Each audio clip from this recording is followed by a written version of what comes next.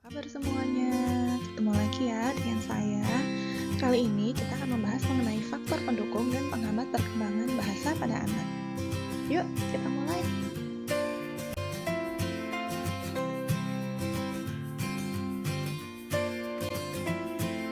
Kita akan membahas dua faktor, yaitu yang pertama faktor pendukung bahasa dan yang berikutnya adalah faktor penghambat bahasa.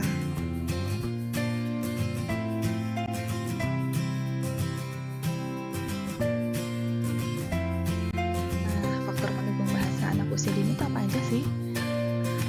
Menurut Vygotsky, dikutip dalam bukunya Martin Jamaris, ada beberapa faktor yang mempengaruhi perkembangan bahasa anak. Yang pertama itu anak harus menggunakan bahasa untuk berkomunikasi atau berbicara dengan orang lain. Yang kedua, adanya transisi dari kemampuan berkomunikasi secara eksternal kepada kemampuan berkomunikasi secara internal yang membutuhkan waktu yang cukup panjang. Transisi ini sih biasanya terjadi pada fase praoperasional ya, pada usia 2-7 tahun. Kemudian anak akan bertindak tanpa berbicara. Apabila hal ini terjadi, maka anak telah mampu menginternalisasi percakapan egosentris berdasarkan sudut pandangnya. Di sini kan menjelaskan anak akan bertindak tanpa berbicara. Yang dimaksud adalah anak sudah mampu menginterpretasikan ya, mampu merealisasikan apa yang ada di pikirannya. Misal anak akan bersikap marah, dia tidak perlu berbicara untuk mengucapkan kata-kata yang menunjukkan bahwa dia marah gitu. Anak hanya cukup menunjukkan dengan sikapnya saja.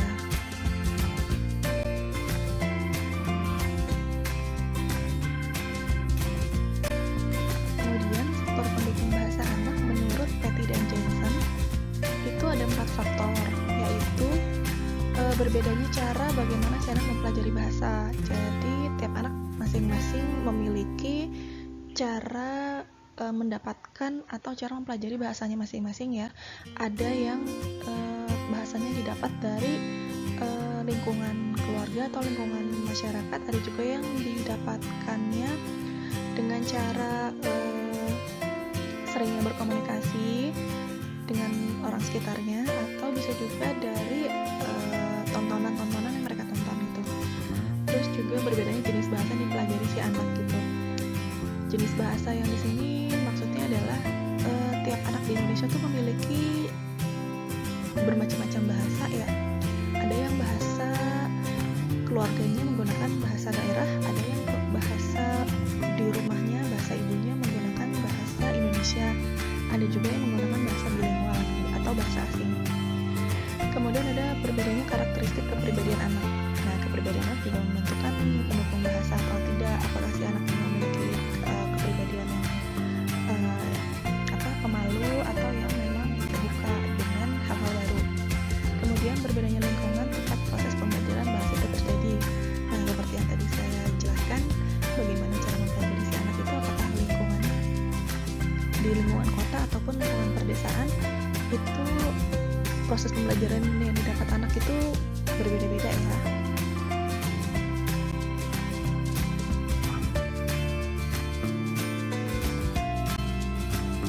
Kemudian ada lagi faktor pendukung bahasa menurut Sunarto dan Agung Hartono ya, yang menguraikan bahwa ada 5 faktor yang mempengaruhi perkembangan bahasa anak nih.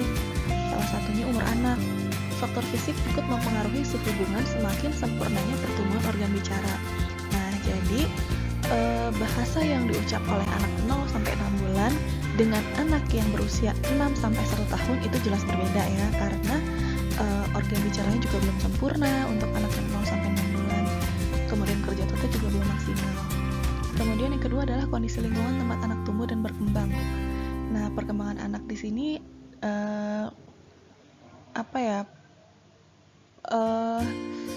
bahasa yang didapat oleh anak di lingkungan perkotaan akan berbeda dengan lingkungan pedesaan.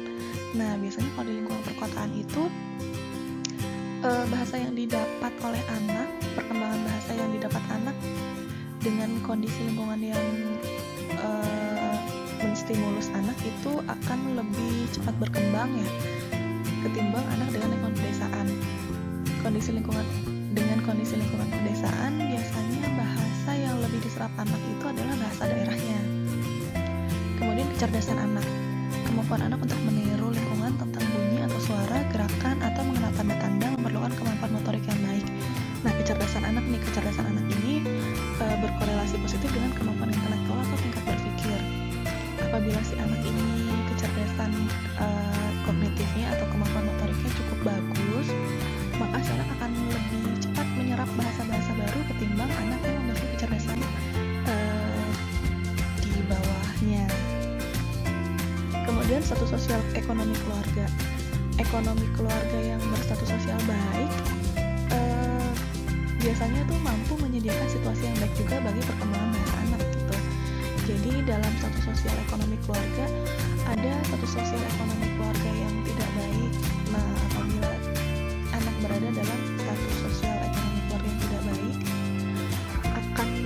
biasanya akan ada banyak konflik-konflik di dalam keluarga itu sendiri, sehingga perkembangan bahasa anak juga kurang maksimal gitu. Kemudian kondisi fisik di sini dimaksud adalah kondisi kesehatan. Jadi seseorang yang cacat atau anak yang cacat atau terganggu kemampuan dan support komunikasinya seperti bisu, tuli, gagap, itu tentu akan mengganggu perkembangan komunikasinya dan mengganggu perkembangan bahasanya. Jadi yang dimaksud di kondisi fisik di sini adalah kondisi fisik di mana anak dalam keadaan sehat tanpa ada cacat.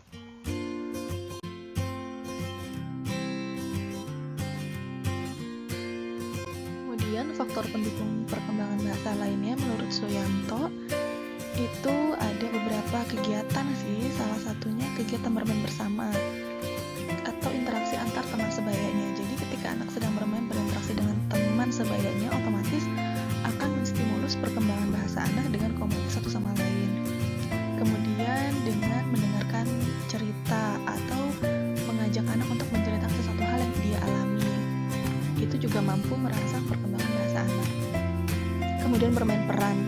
Nah, dalam bermain peran ini kan anak akan memiliki banyak kosakata, baik itu bermain peran sebagai guru, pedagang, dokter, ataupun sebagai peran-peran lainnya gitu yang mereka gemari. Kemudian bermain boneka. Bermain boneka juga itu bisa menstimulus perkembangan bahasa anak ya, dengan boneka itu kan, dengan bermain boneka, dengan media boneka biasanya anak juga sekaligus bermain peran di situ. Sedangkan dengan bermain boneka itu juga anak bisa mengeluarkan ekspresi anak dengan media boneka. Kemudian dengan membuat pembelajaran atau permainan kelompok, dengan membentuk kelompok anak untuk berinteraksi satu sama lain dalam berkomunikasi. Ini biasanya terjadi dalam satu kelas ya, di mana guru membuat satu atau dua kelompok untuk memberikan rangsangan perkembangan bahasa serta melatih anak untuk lebih percaya diri ya.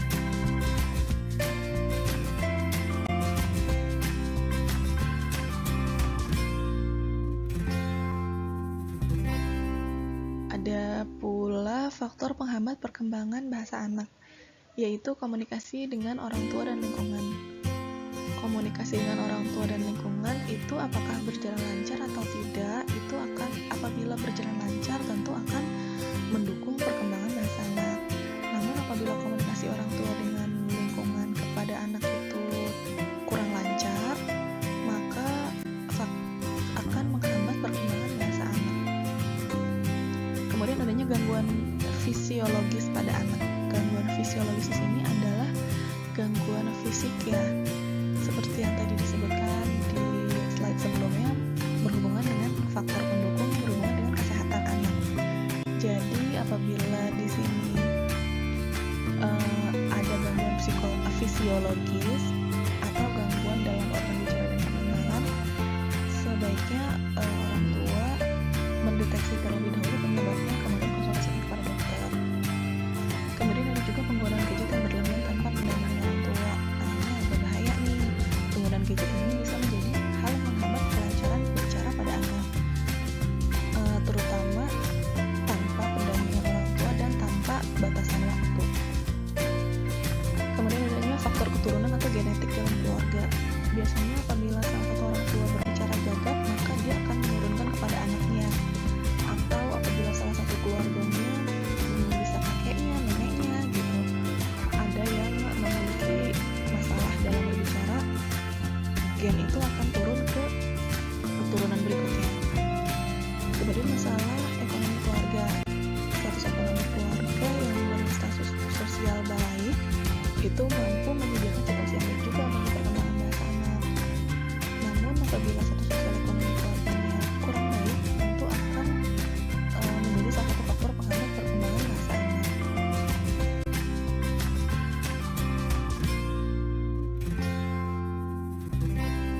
Oke teman-teman, sekian ya penjelasan saya mengenai faktor pendukung dan faktor penghambat pada bahasa anak usia dini.